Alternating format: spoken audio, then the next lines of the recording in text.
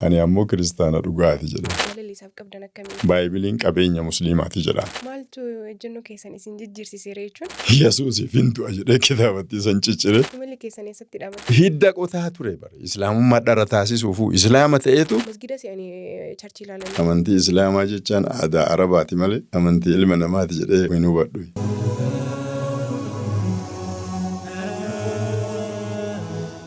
Assalaamu alaykum warahmatullaahi wabarakaatu. Kabajamtoota jaalatamtoota hordoftoota miidiyaa Zaad kun sagantaa riqicha raggee torbanii miidiyaa keenya Zaad irraa isin bira ga'udha. Sagantaa keenya torban darbeerraa akka waa barattanittis bu'aartaan abdii qabna. Torban keenya deeminee wal agarree jira. Kanaaf ammoo alhamdulillaahi rabbil aalamiin jecha har'a keessummaa ajaa'ibaa seenaan isaanii nama barsiisuu nama bohaarsu keessummaa guddaa fi jabaatu qabannee dhiyaannee jira. Isin ammoo viidiyoo kana laayik gochuudhaan jalqaba. Namoonni maatii mana kanaa hin ta'in ammoo sabiskiraayib tuquudhaan maatii mana kanaa taasisin hin jenna. Marree miidiyaa Zaad imala isaa 100 eegale tarkaanfii isaatti fufee jira. Isin ammoo mana kana sabiskiraayib gochuudhaan akkasuma ammoo viidiyoo kana sheer gochuudhaan namoonni akka sabiskiraayib godhan gochuudhaan 100 galcha. Achi booda ammoo chaalenjiiwwan gurguddaa garaagaraa qabannee dhufuun keenya waan hin oolle. Inshaallah jecha namoonni oomishaaf oomishtummaa keessan karaa miidiyaa keenyaatiin beeksifachuu barbaadan ammoo lakkoofsa bilbilaa armaan gadiitiin karaa WhatsAppiitiin nu qunnamuu dandeessan. Isiniin jenna sagantaa nagaggeessuudhaan hamma xumuraatti kan isin faana turu Asamii Raamaanii hamma xumuraan nu faana bu'aan affeerraa keenya kan kabajaati. Kallattimaan gara keessummaa keenyaatti isin dabarsa. Nu faana bu'aa.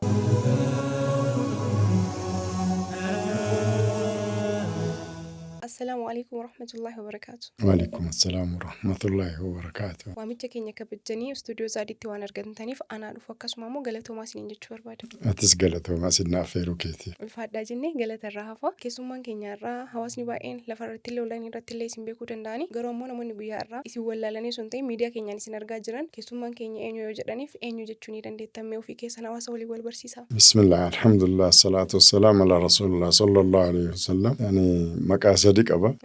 Maqaan sadan kunuyyuu walitti na jalaa bu'a. Namootattis sammuu isaanii keessattis faca'e maqaa sadii kana keessaa kamiin akka na yaaman hin beeku. Nama kamitti mijateen isin kamitti mijateen. Maqaan kiyyaa ammaaf Umar Roobee jedhama. Dura oduu islaamummaatti hin seenneen duratti maqaan kiyya Tashitee Roobee jedhama. Haga islaamummaa seene ammoo muslimtoonni maqaa naa moggaasanii namichi kuni maqaan isaa Umariin ta'uu qaba jedhanii akkasiin Umar Roobee jedhame. Inni sadaffaan ammoo kitaaba irratti waan barreessuuf waan tokko irratti yeroo barreessu Umar Arsii jedhee barreessa. Kanaafuu maqaan kiyya Tashitee Roobee, Umar Roobee, Umar Arsiiti jedhamee beekama. Umar Tashitee illee jedhamtan. Wallaalanii maqama kiyya lamaaniin na waaman. Maqama kiyya tokkocha kama abbaatii fi kan maqaa kiyya godhanii akkasin na yaaman malee Umar Tashitee jechuun maqama tokkocha. Umaris maqaa kiyya, Tashitees maqaa kiyya, namootiin ammoo Umariin maqaa kiyya godhanii Tashiteen maqaa abbaa kiyyaa godhani. Maqaan abbaa kiyyaa Roobee malee Tashitee miti. Kanaafuu Umar Tashitee kan jedhamu kun dogoggora. Umar Roobee. Amma Umar jennee waamuu irra aangoon islaamummaan isinii kennite wayii jira beekumsaan jechuun barattanii waan ifaajjanii bira geetta wayii jira. Ustaaza jedhaa yoo isin waamne akkami? Rakkoon qabu. Kana booda sagantaa kanarra ustaaza jedhatte waan Umar isiniin jechuudha jechuudha. Inshaallah. Amantaa kam hordofaa turtan ustaaza? Amantaa kiristaanaa keessa ture. Kiristaana kana keessa ammoo kiristaanillee si baay'atee si rakkisa. Maatiin keenya ortodoksii turani. Ani ammoo yeroo barumsa jalqabu gana kutaa tokko oduu jiru amantaa pirootestaantii fudhadhe. Yeroo baay'ee manneen nuti barannu naannoo Shaashamanneetitti manneen mishiiniirotaatu jira. Mana barumsaa pirootestaantiitti yeroo baradhu pirootestaantii fudhadhe. Achi booda ammoo isuma isaan keessa oduu jiru mana barumsaa adventistii illee gale. Yeroo mana barumsaa adventistii kana galu warri adventistii kun sanbata xinnaa kabaja. Isaan warri pirootestaantii ammoo sanbata guddaa guyyaa waaqeffannaa godhatanii kun walitti na jalaa bu'e. Sanuma wajjin ani maqama kiristaanummaa dura pirootestaantii jedhu saniin ittuma fufe. Achirraa ammas yeroo juuniyer sekondarii iskuulii baradhu mana barumsaa Gamboo Kaatolik Mishiin jedhama.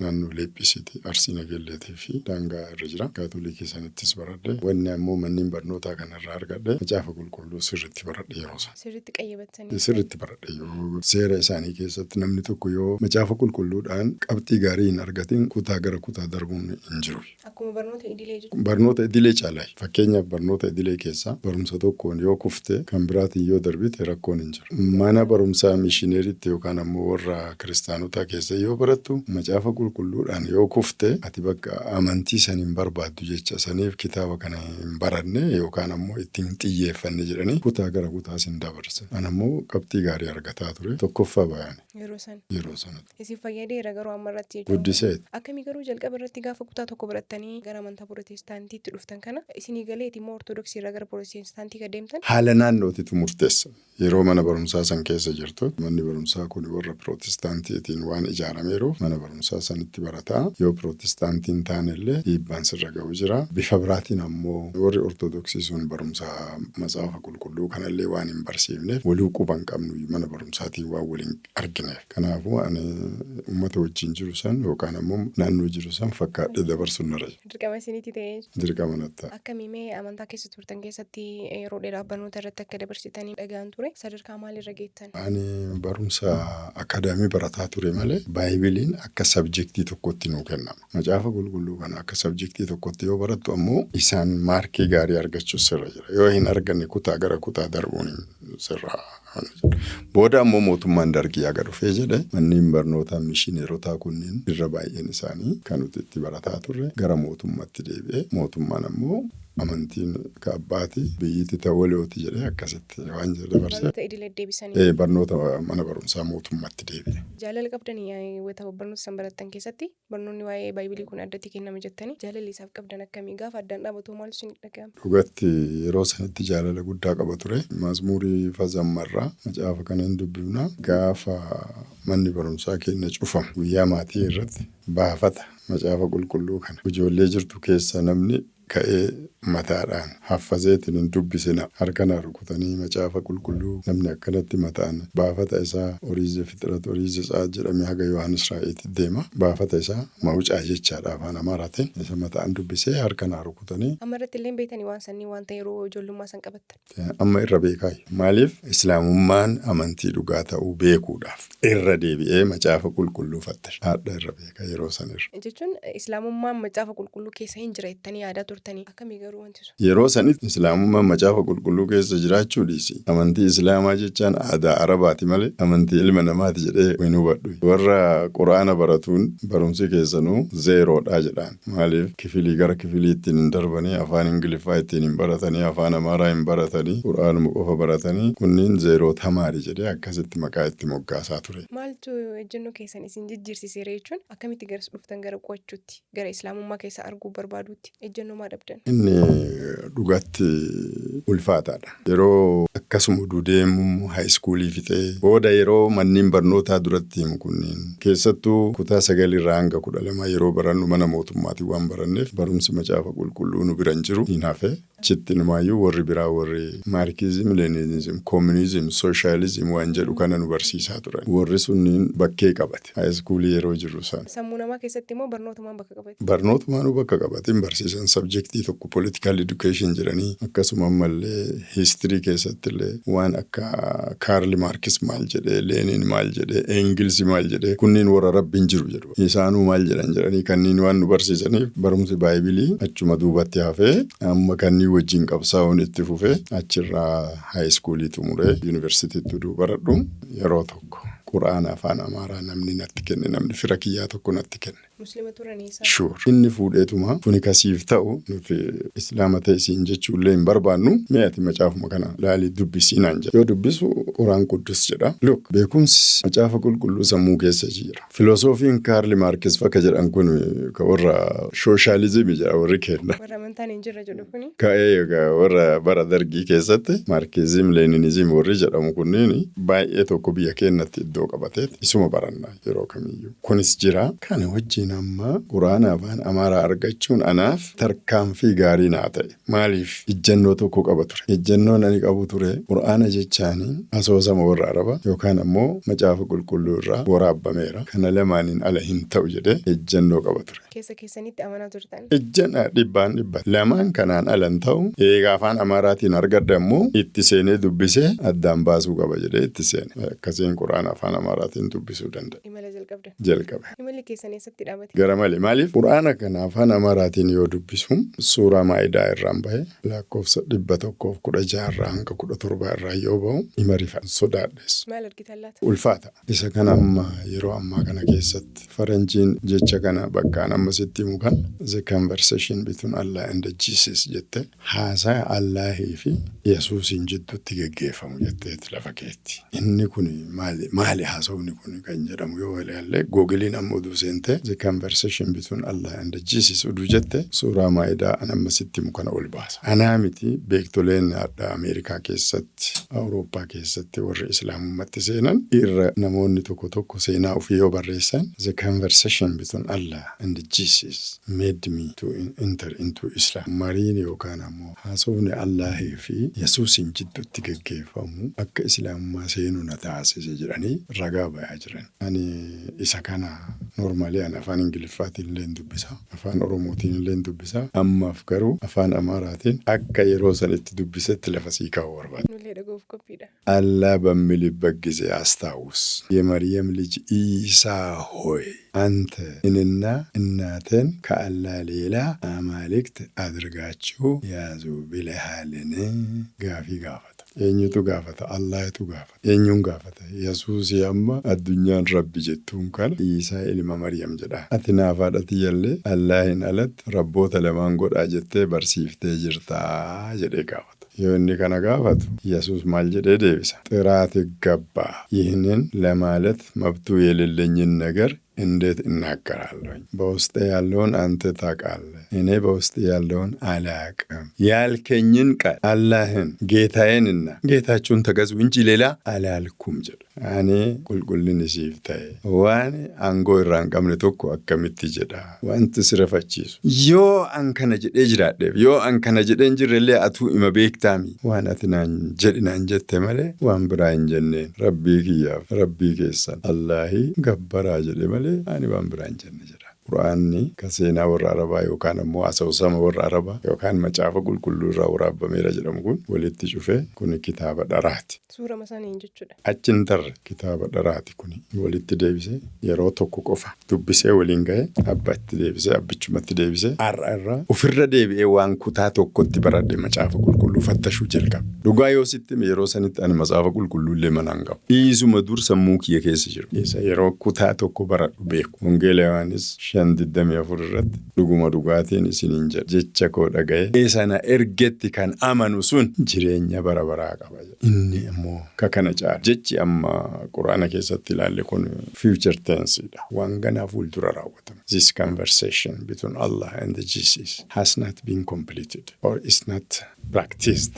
Ganaa fuuldura guyyaa qiyaamaa ilmaan namaa addunyaa kanarra jiran mara gaafa ka'umsaa san dirree tokkotti walitti qabee yaa Iisaa ilma Maryam ol ka'ii jedha. Ati naaf haadhati jallee Allahin alatti rabboota lamaan godhaa jettee jirtaa kan jedhamu kun hin raawwatamne yoom. It is the future tense mentioned in the Quran. Waan boru raawwatamuuf deemu waan guyyaa qiyaamaa isuma ka fakkaatutu Baayibilii keessa jira. Kana yoo baradhu ani beekullee Wangeela Maatewos 7:21 irraa hanga 22:3 jaalala abbaa kootii isa waaqa keessa jiru san. Look, Yesuus lafarra jira. Maaldhaan jaalala abbaa kootii isa waaqa keessa jiru san nama hojjetetu mootummaa waaqaatti gala malee namni yaa gooftaa naan jedhu kamiiyyuu ittiin galu. Guyyaa san irra baay'een namoota naan jedha yaa gooftaa maqaa keetiin hafuura hamaa baafneemi, maqaa keetiin raajii dubbanneemi, maqaa keetiin waan aangoo hojjenneerraa minaan jedhan jedha. Ani garuu isin warra hamaa hojjettan argaa koo duraa badaa jedhe isaan irratti ragaa ni bayaa jedha. Isa kana kun guyyaa san jecha guyyaa san jedha. Guyyaan sun yoom? Guyyaa qiyaamaati. Suuraa Maayidaa 116 hanga 17 sunillee waan guyyaa qiyaamaati. Kuni maali? Umar Arsii yookaan ammoo Tashitee Roobee kitaaba barreessu keessatti umura irratti the two future tenses in the Bible and the Quran jedheet jechoota kana kan Quraanaatii fi marii Yesuusii fi Allaahi wajjin guyyaa qiyaamaa godhamu. Akkasuma jecha Yesuus guyyaa qiyaamaa warra isaan yaa gooftaa jedhuun deeffatu walitti correlate godhe the two future tenses in the Bible and the Quran jedhee akkasitti lafa kaa'ee jira. Murtiin ani gaafas murteesse gaafa Quraana dubbisee waliin ga'een booda murteesse. Guyyaa san irraa jalqabee kiristaana jedhamee du'uun barbaanne period jala muree garuu islaamallee hin ta'u hawaasummaatu jira. Naannummaatu rakkina maatii wajjin qabutu jira. Garuu kiristaana jedhee du'uun barbaadu jedhee jala muree. Waan si ajaa'ibu bara 1983 akka lakkoofsa Itoophiyaatti yeroo duraati koleejii eebbifame gaafa hojii jalqabu foormitu jira. Civil service nama guuchisiisutu jira. Foormii san irratti hayimaanot bakka jedhutu jira. Ka walii barreessu wallaalee qalama qabadhee akkanatti taate kiristaana jedhee du'uu hin barbaadu jedhee ofii murteessee jira. Amma kiristaana jedhee galmeessaadha. Uummata illee haa ta'u jedhee islaama jedhee guute. Foormiin sun hagaadhaan arga. Achirraa garuu amma ijjannoo sadi lafa kaa'adhe gaafa quraana dubbisee fixusan ijjannoon sadii dura lafa kaa'e yookiin amantama kiristaanaa kana keessa amantaalee adda addaa qoradhee keessaa irra dhugaa jedhu hin fudhadha ta'a. Sun achumatti hojii manaa ta'ee na haa turu. Garuu islaamummaa seenuun duratti waa sadii na barbaachisa. Tokkoffaan hojii qabachuun narra jira. Of danda'ee maatii kiyyallee akka walitti buunellee yoo jenne dura barumsa kiyya kompliit gochuun narra jira yeroo sanatti gaafa quraana dubbisu barumsa fixee hin jiru. Barumsa kiyya fixuun narra jira. Hojii qabachuun narra jira. Inni xumuraa immoo haadha manaa musliima taate argadhee fuudhuun narra jira jedhee murteessa. Sana booda shahaadaan. Fuudhuuf guyyaan jahaa yoo na hafu haadha manaati jallee hawaasa musliimaa keessaa filadhe warra biraa ammoo warra kiristaanaa warri piroopoosii godhu jira hiriyyoonni jiranii firri jira amantii kiristaanaa hin barbaadu jira. Maal amantii waliin murteeffatanii ganaa qabsoo biraa keessa seenuu hin barbaadu tama qara murteeffattee musliima taateertoo fuudhee anillee islaama ta'a malee warra ganaa wajjin yaada san fudhachuu dhabuun fudhachuu malaa hin malu ani qabsoo kana keessa seenuu hin barbaadu. Ofirrattuu qabsoo keessa seriously ofirrattuu qabsoo keessa jira. Hin seenamoo hin seenu. Hin dhiisamoo hin dhiisu. Filannoon kiyya maali yoo dhiise? Dirqamatti amma islaama seenuun narra jira. Amma fuudhuuf guyyaan jaha yoo shahaadaa qabadhe amma haga shahaadaa qabadhe ciinis dura beellamameera fuudhattis seenee haadha manaati jallee ni kaa'an yoo fuudhu kana keessatti hamuummunni dhufellee namoonni baay'een yeroo sanaan hojjetaa mootummaa ture. Dhugumaan islaama ta'eeramoo fakkeessaa jiramoo yookiin siyaasa wayiif yaadni jedhu baay'ee tokko uummata keessa bu'aatu. Anyway wanni gaafas irraa akkuma islaamummaa seenanii islaamummaa piraaktisii gochuun baay'ee natti ulfaata. Maqama islaamummaa fudhadhe malee gad itti bu'ee salaatuu fi seera isii eeguun hedduu yeroo naaf fudhate. Dhugaa dubbachuuf ramadaana isa dura uduman salaanni sooma qofa soome guyyaa iidaa qofa deeme yeroo san asallaa jira. Iida salaatee yoo jedhu tashitellee adaa islaamaa tashitellee ka salaatu argine namoonni akkas jedhan. Ramadaanni itti aanu lammaffaan yoo dhufu amma rabbiin kiyyaa rahmatanaa godhe salaata jalqabee soomuun masgiidallee seenuun uduma jiru shakkii tokko keessa jira.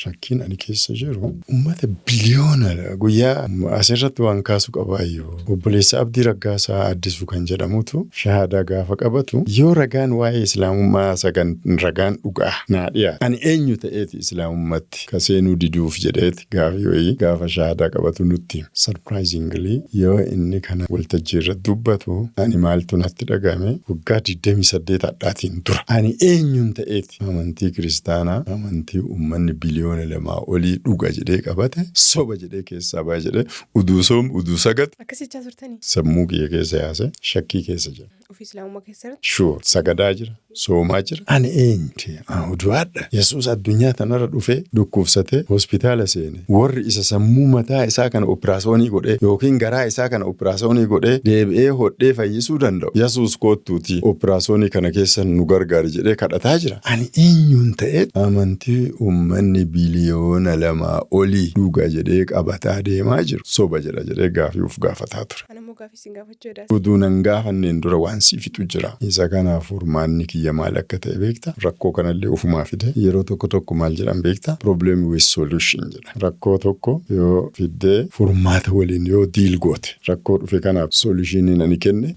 dubbisuun furmaata. Booda waan ajaa'ibaati uduma dubbisu kitaabni matseetiin xinnoo isiiti warra beete kiristaaniyaan dur keessa tureetiin barreeffamtee jira. Isiin harkana galte. Yoo harkana galtu bara 325 akka lakkoofsa Awurooppaatti namichi Aariyoos jedhamu tokko Yesuus rabbii miti jedhee morme walgayiidhaan qeesiin 318 walgayii godhatanii Yesuus gooftaa jedhanii murteessanii jira. Bara 381 hafuurri qulqulluun rabbii miti kan jedhamu mormii dhiyaatirra walgayiin godhame hafuurri qulqulluun illee abbaa fi ilmaan walqixa rabbi jedhanii murteessan kan jedhu gaafa arge gaafas ani eenyu ta'eeti amantii uummanni biliyoona lamaa olii dhuga jedhee qabatee deema soba taasisee biraa bahee islaama ta'eetiin naan amantii musliimaa hordofuu kan jedhaa ture kan I am tashiteeroobe to falsify Christianity because of the Nicene Ecumenical Council of 325 and the Constantinople Council of 381 gaafa Sillaasee ka jedhamu kun jechi kun macaafa qulqulluu keessaa iyyuu hin jiru. Yesuus rabbi na caala jedha. Wangeela Yohaanis 14:28 keessatti kan yaabi baltaalina wada abbama jedhee das baalaachuu nabbar. Kanuma irra taranii inni gooftaa jedhanii murtii qeesiin 318 niqiyaa gubaa'ee irratti walgeeyanii murtii murteessa. Gaafa kana arge dhibbaan dhibbatti islaamummaa seenuu jalqabe. Gaafa sumarraa gorsuu jalqabe islaamummaa. Guyyaa kana arge dokumentiin kun harkaan na deebi'e. Achirraa jalqabe waa'ee sanadii Niqiyaa gubaa'ee kana kitaaba 15 ol dubbisee jira. Actually kana ammoo kitaaba ofii barreessu keessatti gorsa hangafa olaanaa dhaloota haarawaaf kan jedhu yookaan ammoo Tallaaq Mikir Laaddisuu Tiwuldi kan jedhamu kana Googilii namni seene maqamammaa waame kana namni Googilii seene jedhe gorsa hangafa olaanaa dhaloota haarawaaf afaan Oromooti. Tallaaq Mikir Laaddisuu Tiwuldi afaan Amaaraati. Kana yoo PDF isa daawunlood godhatanii yoo jedhan waa'ee Niqiyaa gubaa'ee, waa'ee Konstantinoopol gubaa'ee, waa'ee Efesoon, waa'ee Qalkidoon gubaa'ee kan jedhamu kana achi keessatti diskas godhee barreessaa jira. Gaafas dhugaan dhugatti islaamummaa seene. Gaafas gorsuullee jalqabe. Isinii galtee kan qaraa caalaa. Hidda qotaa ture bare. Islaamummaa dhara taasisuufu islaama ta'eetu islaamummaan tun yoo dhara taateef ani maal ta'uu qaba jedhee isiyyuu hiddatti qotaa ture. Amma garuu hanga gaafa qabrii seenullee hidda kiristaanummaa qotaa deema. Akka hidda qotaa deemuun ammoo islaama dhugaa ta'aa deemaa jira. Hidda islaamummaa gadi dhaabaa deemtanii. Inshallah. Bisinirraa haa jaalatu kitaabota hedduu barreessitanii maxxansaa jirtan PDF'dhaan. PDF miti hard copy illee gabaarralee jira malee. Bitachuun danda'anii jechuudha. Sure. Kitaabota keessan maqaa isaanii dhahuu dandeettan. Ara baay'ee maqaa dhahee hin danda'u. Taayitariitii iyyaaffannoodhaan itti baafnee yookaan namoonni dubbisuu. Shortly kitaabota kana umararsi.com jedhee namni Googilii seen hin argata. Kitaabni inni duraa barreeffame gorsa hangafa olaanaa kan jedhamu kan afaan Amaaraatiin Tallaaq Mikir Laaddisuu Tiwuldi afaan Oromootiin isumatu hiikame afaan Ingiliffaatiin The Great Advice for the New Generation itti aansee afaan Amaaraatiin illee afaan Oromootiin illee afaan Ingiliffaatiin illee Muhammad in the Bible alayhi salaatu wassalaam ammas rabbiin dhugaa eenyu kan jedhu afaan Oromootiin afaan Amaaraatiin ewnatanya amlaak maannu akkasuma ammallee saayinsiif quraan irraallee afaan Oromootiin afaan Amaaraatiin just one message kan jedhamu tokko ka afaan Ingiliffaa irraa hiikee jira ka hiikeef kan barreesse walitti kitaaba 17 afaan lachiinuu afaan sadaniinuu. Kanaafuu namoonni kitaabota amma eertaniif kabraallee argachuu hin argachuuf umararsi.com jedhee namni Googilii seene kitaabota ni argata inshallah. Rabbi warra dubbisee irraa fayyadamu nullee warra dubbisuuf barbaadullee haa godhu jenna. Of duuba isin deebisuu yaadaan xiqqoo. It's okay. Qorannoo keessa waggaa dheeraa turtanii waggoota 10 fi sanaa ol turtanii. Yes. Kana keessatti immoo tariitii qorattanii bira ga'uuf ta'ee eega qorattanii bira geettanillee murteessuudhaaf baay'ee isin ulfaataa ture. Jidduu kana keessaa immoo ilma namaa waan taaneef wantoonni garaagaraa nu qabuu danda'ani. Ajalillee jidduu kana jira. Hin sodaanne islaamummaa osoo hin qabatiin osoo darbee jettanii hin sodaanne daftanii qabachuudhaaf akkamiin murteessuu dhabdan. Sheexaanni jira, hawaasni keessa jiru jira, bakkeen oollu hojiin hojjennu jira. Maatii keenya keessatti waa'ee islaamummaa dubbachuun hin ulfaata. Kan wajjiinu ulaagaa sadan lafa kaa'e san guuttachumaaf deema. Hindu'u suni sodaan uduma jiraatu du'arraa nama yeroo sanitti islaamummaatti lafumaa ka'e seenutu na sodaachisa. Gaafa seenuu akka sodaadhe itti beeka maaliif maatiin keennan jaalatu. Anyway deebii kana walitti qabe ani hinduuni alhamdulillah ajalli kiyyan geenne jala tareera. Warra biraatiif ammoo akeekkachiisa godhuu hin dandeenye. Rabbiin kiyya ammoo baarumka isaatii yeroo naa kenneera. Nama maraaf ammoo gaaffii akkanaa hin kennan jennee yaaduu hin qabnu. Lallabaa tureettan gaafuma wanti kun isinii galeerra. Eessatti fa'aa dhugaa kana himaa turtan? Keessumaa baay'ee Itoophiyaa keessatti biyya Kwaataritti ammayyuu jiraata Kwaatarii. Saawudii keessattis biyya kana keessatti barattoota yuunivarsiitii irratti barattoota iskuulii irratti saayinsiif quraan irratti akkasuma komparaatiiv rilijinii irratti leenjii kennuun sun rabbaa galmees malee ani hin beeku bakkee. Yeroo bakka hedduutti kennaa jirtan. Sure. Akkamii gaafa dhuunfaan daawwaadhaaf socho'amu kana yeroo baay'ee namni maal yaada karaa gubbatti bahamee yeroo waa'ee islaamummaa waa'ee rabbiin tokkichaa dubbatamu akka karatti bahanii lallabuun namoota amantaa biraaf qofa hayyamametti dubbatan. Daawwaa karaa gubbaa gochuun kun hangamta akka bu'aa qaba islaamummaatti akka namni dhufuuf akkasuma immoo hayyamamaadha moo hayyamamaa miti laata wanti kun jechuun dhiibbaan hin uumu jira. Dhiibbaa akka uumamu kanu godhe numa hawaasa musliimaati. Dhugaa dubbachuudhaaf guyyaa niqiyaa gubaa'eedhaan yookaan ammoo walga'iidhaan Yesuus rabbi jedhanii murteessanii dhaga'ee hubadhee dubbisee argeen booda sanadii guutuu harka deeffadheen booda hawaasa musliimaatiin maaliif teettanii jedhe maaliif teettani masgida qofatti gorfamti amantiin islaamaa maaliif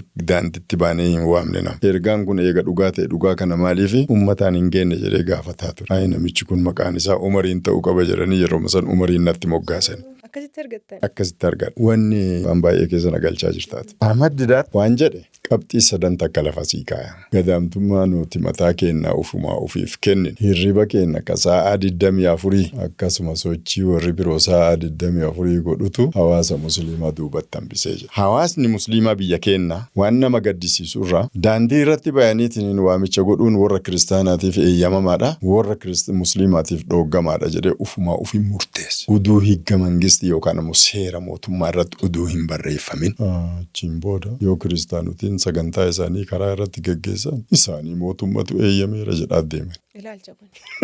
Ati yoon baatee mootummaan si dhoogge mee daandii irratti daawaa godhi jedhee pirootestaantii tokko sartifikeetii mootummaan kenna argina. Ilaalcha kana faayitii godhaa ture. Ilaalcha kana mormaa ture. Wanni fedhe haa galu. Inni karaa gama dhaabatee Yesuus gooftaa yoo jedhe nuti karaa gamana dhaabannee qul huwallahu ahad Allahu samad lam yalid wa lam yulad yoo nu jenna. Isaa mootummaa eeyyameera inni haa Yesuus gooftaa jedhu ati qul huwallahu ahadii kee fudhuuti masgida gali jedhee mootummaan hin ajajne. Kun maalirraa dhufee? The inferiority complex gaadaantummaan ufii kenninetu waltajjii pirootestaantiif banaa godhe hawaasni musliimaa masgidumattaaf. Mormiin kiyya inni guddaan amantiin islaamaa amantii masgida hidhamtee teettu akka adda rabbiin nu godhe kunis kennaa rabbiiti. Dur jira miti daandii irratti daawwaa godhuun. Hin baane namni yeenna kana baane. Jijjiirama amma mootummaa amma jiru kanatti malee yeroo mootummaa wayyaaneetu namni musliimaa nama tokko lama wayyoo gadi baanii jedhan sanuu qabanii hidhaa galchanii faqii tokko akkasitti hidhaa turan. Faqii galatoo rabbi isaa araarama. Karaa irra bahee inni haasa'a deemu isaayyuu hidhaa gadhiisan bakka kamitti hidhama. Anyway har'a rabbiin ifa baase miidiyaan kunis nuu baname daawaan daandii irraallee jalqabame mataa wal qabatee deemaa jira hawaasni musliimaa. Kuni kennaa rabbiiti. Maaliif waan mootummaan si duran dhaabannetti sodaa si keessa jiru wajjin taateet mootummaan nu eeyyamuuyyuu jaraa mootummaatu eeyyame. Ufumaa kenninaaf mirkaneessinaaf. Ufitti ammoo mirkaneessine jaraa mirkaneessine akkasitti turre. Amma awareness argataa jira dammaqaara amma. Alhamdulillah wanni na gammachiisu tokko ijoolleen amma daandii irratti sagantaa akkanatti geggeessaa jirtu irra baay'een isaanii warra leenjii nurraa fudhatee kuni uduu lubbuun jirru bu'aa hojii kennaa argineerra rabbi nurraa jaalatu. Waa'ee dhaabbataa wal qabatee dhuunfaan socho'uu fi gamtaadhaan socho'uu keessatti daawwadhaaf kamtu irra caala bu'aa qabeessa. Gamtaan socho'uudha. Itti gaafatamummaa uummata miliyoona 130 nurra jira. Uummata miliyoona 130 itti gaafatamummaa nurra jiru baa'uudhaaf ijaaramne dhaabbata saayinsiin hoogganamne. Saayinsii maaliitiin? Saayinsii maanejmentiitiin, ikoonomiksiin, faayinaansiin maal akka barbaachisu. Hojiin kun hojii humna namaa barbaada, matiiriyaalii barbaada, seera ittiin bulmaataa barbaada, hojii walii qooduu barbaachisa, dipaartimentii adda addaa barbaachisa. Kanaafuu organizationalii socho'uuniif dhuunfaan socho'uun waan waliif fidamuu miti. Dhuunfaan tokko yoo uduma socho'u inni du'e hojiin isaa achumatti isa waliin awwaala. Yoo dhaabbataan taate ammoo istiraakcheriitu jira, caasatu jira, caaseffamee ta'a, kaayyootu jira, mishiinitu jira, viizhiinitu jira. Kunniin hundumtuu warruma hafeen raawwatama jecha. Kanaafuu kun waan nama wal mormisiisuu miti. Rakkoon jiru maali? Hawaasni keenya achi gaheetu hin jiru. Akka ijaaramanii dhaabbataan waan tokko sochoosuun irraa eegamuyyuu beekanii hin jiranii. Kanaafis awareness barbaachisa, nama dammaqsuu barbaachisa. Isin maal dhaamtan hawaasa dammaqii dhabee rafee kanaan maal jettame? Almost amma xinnoo isii jabanataa jira. Akkuma jiru kanaan itti haafuufu tacaaltu du'aayii godhata rabbitti hirkataatuma hirkannaan keenya rabbi irra ta'e walqunnamtii gochuu barbaachisa. Dhaabbanni dhaabbata wajjin walqunnamuu barbaachisa. Neetworkiingii hojjechuu barbaachisa. Walitti ijaaramuu barbaachisa. Hojii walii qooduu barbaachisa. Ani kana hojjedha. Dhaabbanni X yoo kana hojjete dhaabbanni Y kana haa hojjetu. Inni tokko waa'ee masgiidaa yoo hojjete, inni kun waan madrasaa hojjetu, inni kun waan daawaa hojjetu, inni kun waan mana barumsaa hojjetu. Kana hunda isaatu neetworkii barbaachisa. Warra alaa irraallee barachuu barbaachisa. International organization irraa barachuu barbaachisa. Akkamitti waa'een islaamaa akka diriiruu qabuu fi akkamitti ergaan ilma namaa bira ga'u akka qabu caaseffamee hojiitti deemamuu qaba jedha. Kanaafuu hawaasni bal'aan asumaan dhaamsa keessan akka dhagoo abdii qaba. Islaamummaan akkanatti yoo deeman nurraa bareeddii jira. Inshaallah. Caaseffamnee walii qoonnee gahee keenya beekne. Gahee hojii keenya walii qoonnee akka dandeettii kennaatiin akka beekumsa kennaatiin bakka ergaan islaamaa hin geenye geessuun dirqama keenya. Rasuulli Rabbi alayhi salaatu wassalaam balliguu anni waloo aayaa jedhan. Narraa geessaa jedhan. Adda ergaan keenya gahee jira. Uummata kibbaa gahee jira.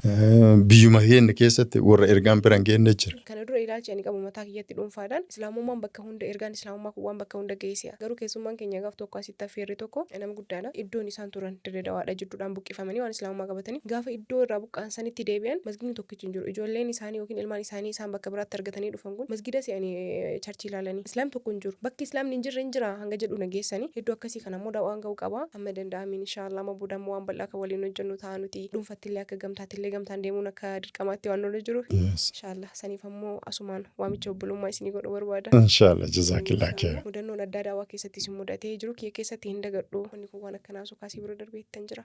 Jira guyyaa tokko Ustaaz Habiib Leencaa wajjin sagantaa daawaatiif biyya Gujii deemne gabaa keessa kitaaba qoonne kitaaba Umar Arsii kan jedhamu Rabbiin dhugaa eenyu kan jedhu yoo raabsinu mucaan tokko fiigee dhufeetuma kitaabichatti san ciccireeti konkolaataa keenyatti darbee nu biraale. Isinirraa fuudhee Nurraa fuudhee gabaa keessatti qoonne dhufee bakka ani Yesuusiif hin du'a jedhee kitaabatti san cicciree nutti darbe kun mudannoo guddaadha. maal isinii dhagame gaaf sana Waa takka kolfaa biraa deemne. Saree miira keessa galanii waa gochuun kun No hin jiru.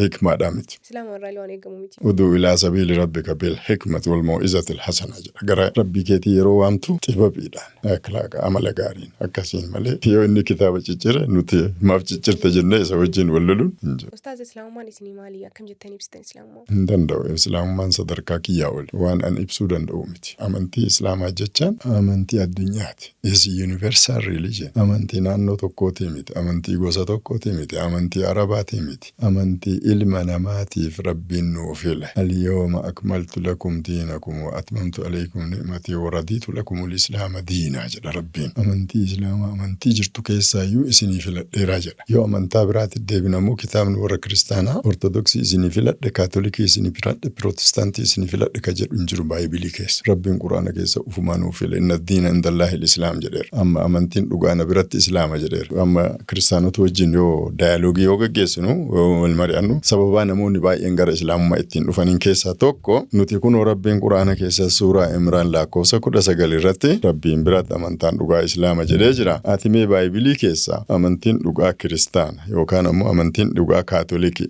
Pirootestantii, Ortodoksii ka jedhu nuu fidi jennaan hin qaban. Yeroo san Islaama seena. Kanaafuu waman yabtaghi gayra al-islaama diinan falan yuqbala minhu wa huwa fil aakhirati min al-kaasiriin. He who seeks a religion other than Islam, it will not be accepted of him and in the hereafter he will be one of the losers. Namichi amantii Islaamaatiin ala amantii biraa barbaadatu yoo jiraate amantiin isaa irraa hin fudhatamtu. Inni guyyaa qiyaamaa warra kasaare keessaa jedhee waan jala muree Rabbiin nutti hime. Uduu warri biraa kitaaba warra biraa keessatti wanni akkanaa kasan fakkaatu jiraate waliin nu jalaa bu'a. Karaa saniin balbalti cufa.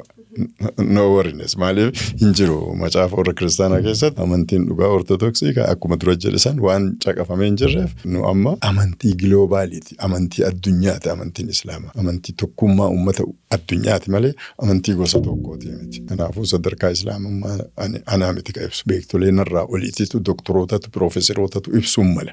Malee amma jechatti hin qabu jettan. Jecha gabaabaa namaan ibsee danda'u miti. Alhamdulillah waan jecha itti dhaban Rabbi nu kenne. Alhamdulillah. Baay'ee kitaaba Baayibilii dubbistaa waan ta'eef gaafii isin gaafachuudha. Gaafadha. Yeroo baay'ee wanti gaafii uummata kanatti ta'u waa'een Isaa yookiin immoo waa'een Yesuus Quraana keessatti barreeffameera. Garuu immoo waa'een Muhammad alayhi salaatu wassalaam nabii keenya macaafa qulqulluu keessatti hin barreeffamne jedhan. Waan kanarraa wanni isin beektan jira.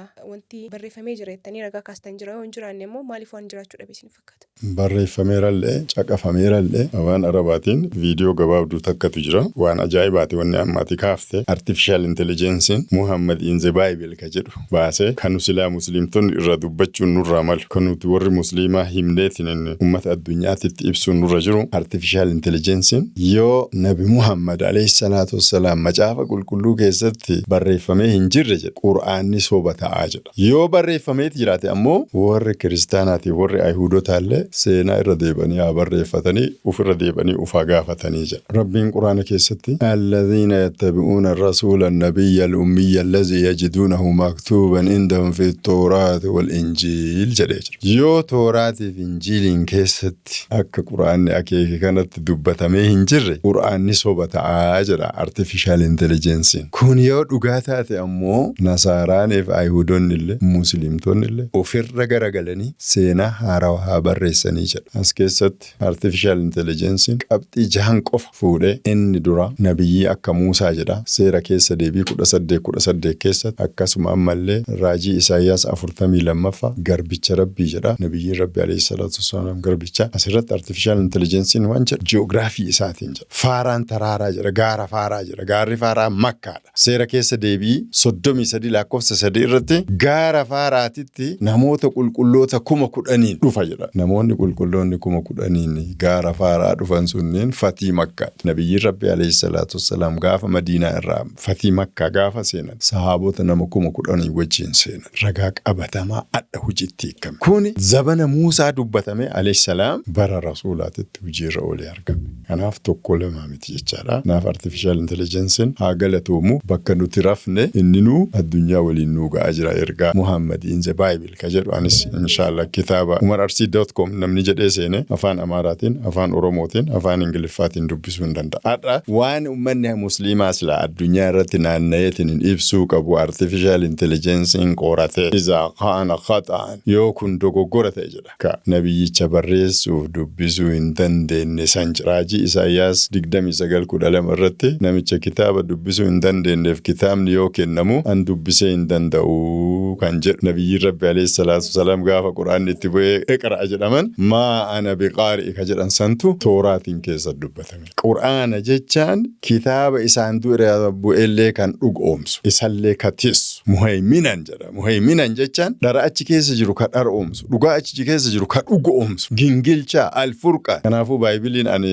yeroo baay'ee warri waa barreessu Baaybilii irratti negative aspect Baaybilii qofa barreessu. Ani ammoo positive irra hojja. Positive aspect inumayyuu Baaybiliin qabeenya musliimaati jedha. Maaliif tokkochummaan Rabbii Tooraatiin keessa dubbatame, Injiiliin keessa dubbatame, Wangeela Yohaannis waan adda ganama bakkaan itti salaatetti imaamni ittiin nu sagachiise qofa sitti hima. Qul yaa ahlal kitaab lima takfuruuna bi'aayaati Illaahi wa antum tashhaduuna jedh yaa warra kitaabaa maaliif kafartan aayaata Rabbiiti isinuu oduu ragaa baatanii jedh. Maal ragaa bayan? Shahaadateenitu macaafa qulqulluu keessa jira. Eessatti bara Nabi Iisaa laa ilaaha illallah wa anna Iisaa Abdullaahi wa Rasuluhu jedhamaami. Wangeela Yohaannis 17:3 irratti Yesuustu dubbate. Si Waaqayyoon dhugaa sima tokkocha Yesuus Kiristoos ati ergitellee akka beekaniif kun jireenya bara baraati jedha. Waaqayyo tokkocha Yesuus ergamaadha. Shahaadateenitu Baaybilii keessa jira. Kanaaf Baaybilii qabannee irratti cichaa jirra. Wangeela Yohaannis 8:40 irratti ani nama dhugaa kana Rabbiin irraa dhaga'ee isinii himuun ajjeesuuf na barbaaddanii jedha. Yihinin ka እግዚአብሔር የሰማሁትን እውነት የሚነግራችሁን ልትገሉኝ ትፈልጉኛላ yoo ati kana jette warri kiristaana waan jedhu ፍጹም ሰው guutumaan guutuutti nama guutumaan guutuutti waaqaa jedhe. There is no entity addunyaa tan irratti addunyaa biraa ittillee wanni tokko sinii ta'ee karaa biraatiin ammoo carqii ta'a jennee dubbachuu hin dandeenyu. Rabbi namni walitti hidhamanii hin jiran. Yesuus dubbatee jira. Ani gara abbaa kootiif gara abbaa keessanii gara waaqayyoo kootiif gara waaqayyoo keessanii ol nan bahe waaqayyoon qaba jecha Wangeela Yohaannis 20:17 irratti. Kanallee artificial intelligence'n saaxilee addaan baasee qabxiilee tokko lafa kaa'ee inni eega Rabbiin qabaate inni Rabbiin ta'uu hin danda'u jedhee artificial intelligence'n adda hojjetaa jira. Nu hin rafaar artificial intelligence'n waa hojjetu. Islaamummaa irraa maal dinqisiifattan hawaasa musliimaa irraa hoo? Islaamummaa irraa waan dinqisiifadhu Islaamummaan amantii ufumaan ooftu. Amantiin biroo ammoo namatu oofa. Hawaasa musliimaa irraa wanti an dinqisiifadhe hin rafaarraa hirriba isaanii baay'ee dinqisiifadheera anaanuu dabalate. Maaliif beekta? Har'a dhugaa kana qabannee taa'uun haga artificial intelligence'n jaarraa kana dhufee nuu himuufuu isa teennee eeguun haadha fakkeenyaaf saayinsiin Quraana mirkaneessee jira. Quraana jechaan kitaaba sammuu ilma namaatiin qophaa'uu danda'u miti jedhee modern saayinsiin mirkaneessee jira. Waa'ee embriyooloojii, waa'ee ji'ooloojii, waa'ee maariin baayoloojii Quraana keessatti dubbatamee jira. Kanallee namni barbaade afaan Ingiliffaatiin www.islam-guide.com yoo jedhe kitaabni saayinsiif Quraanaa ol ba'a. Islaamummaa irraa ka dinqisiifannu tokko lama miti. Islaamummaan amantii addunyaati. Amantii uumamaan ilmi namaa irra uumame. Hawaasni musliimaa ammoo wanni irraa dinqisiifannu hirriba kenna. Amantaan dhaaltummaadha? No. Religion by choice. Haymaanot bamirchaa. Dhaaltummaadha miti. Amantiin filannoodha. Religion by choice. Faranji nama akka jettee barreessaa jira. Religion by choice. Qabeenya maatii kee irra dhaaluu hin dandeessu. Amantii garuu maatii irra dhaaluu hin dandeessu. Maaliif? Qoratameet filannoodhaan ragaadhaan kookteelii gootee xarapheezaa keessee achirraa amantiin sirriin kam jettee keessaa filata. Qul haatu burhaanakum in kuntum saadiqiin jira Rabbiin Quraana keessatti. Fidadhaa jedhi ragaa keessa yoo warra dhugaa taatan akkas jechuu dadhabnee bara. Ragaa fidadhaa jennee ragaa kenninee fi isaaniinillee ragaa fidadhaa jennee daayaloogii gochuu waliin haasa'u. Musliimaa fi kiristaana jidduu diinummaa wayitu hin jiru. Wal bira ta'aniitu waliin haasa'uu qofa barbaachisa. Amantiin kenna akkana jedha. Keessan maal jedha? Mee wal bira teennee haalaallu. Kitaaba keessanillee kennallee wal bira kennee mee haalaallu. Mee haa walii yaaddoofnu jechuu barbaachisa. Rakkoo kanatu jira biyya keenya keessa. Islaamummaatti dhufuudhaaf uummanni amantaa biraa ulaagaa gaafata laata? Islaamummaatti dhufuun maal barbaachisa? Wanni jiru kaalchiritu beererii ta'e jidduu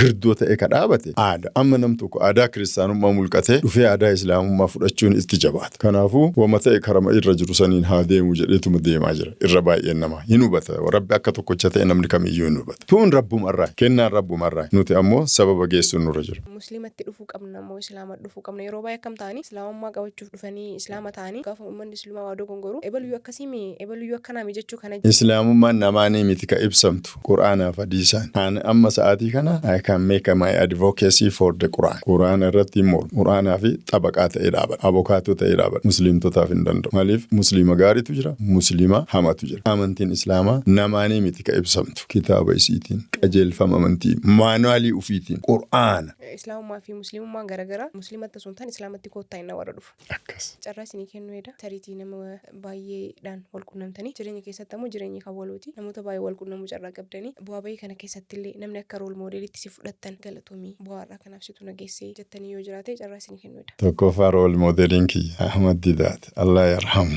rabbi isaanii haa araaramu. Anaanuu Ahmad Didaat naan jedhani. Ahmad Didaat South African. Ani yoo South African lentaan East African Ahmad Didaat. Dr. Zakir Naik. Nama tokkocha addunyaan tun qabdu. Nuti barattoota isaa. Takkatti waan isaa sitti hima. Kiristaanota nama 3,000 olii galma tokkotti walitti qabeeti. I am a true Christian jedhe. You are false Christians jedhe. Isin kiristaanota sobaati jedhe. Ani ammoo kiristaana dhugaati jedhe. Waan Yesuus hojjedhu naan jedhe. Rabbitti amani naan jedhe. Rabbitti amanee jira. Ani ergama jedhe. Ergamaa ta'uu isaa baree jira. Kanaafuu an kiristaana dhugaati jedhe. Isin ammoo waan inni jedhe dhiiftaniit. Inni nuu Rabbi jettanii isa gabbaraa jirtanii. Inni Rabbiin gabbaraa ture. Kanaafuu isin kiristaanota sobaati jedhe. Ammallee xumura irratti yoo Yesuus dhugumaan na gabbaraa jedhee hawaariyaatonni illee warri yoo san turellee isa gabbaraa jiran jettanii matsaafa keessaa naaf fiddani. An ammaa tana kiristaana ta'a jedhe. Ragaan dhabameera. Maaliif ragaan dhabamnaan aniif Zaakirillee amma musliimtota taanee itti fufaarruun malee utuu ragaan Yesuus kiristaana ta'a jedhee ajajeeru jiraate. Aniif Zaakirillee yoo tana kiristaana taaneera. Kanaafuu rool moodeeliin kenna. Inni dura barsiisaan Dr. Zakir Naik Ahmad Didaat Allah yarhamu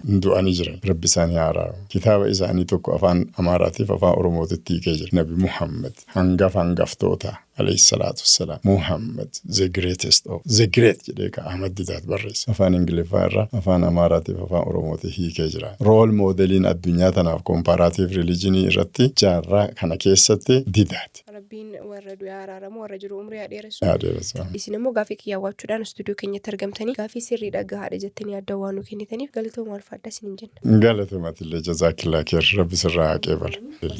Waalaikum assalaam wa rahmatullaahi wa barakaatu. Hayyee kabajamtoota hordoftoota keenyaa sagantaan keenya guyyaa har'aa kana fakkaata hamma xumuraan nu faana buutanii nu hordofuu keessaniif galatooma ulfaadha jecha torban keessummaa biraatiin hanga wal arginutti bakka nagaa lafa nagaa jiraadha isiniin jenna. Wassalaamu alaikum wa rahmatullaahi wa barakaatu.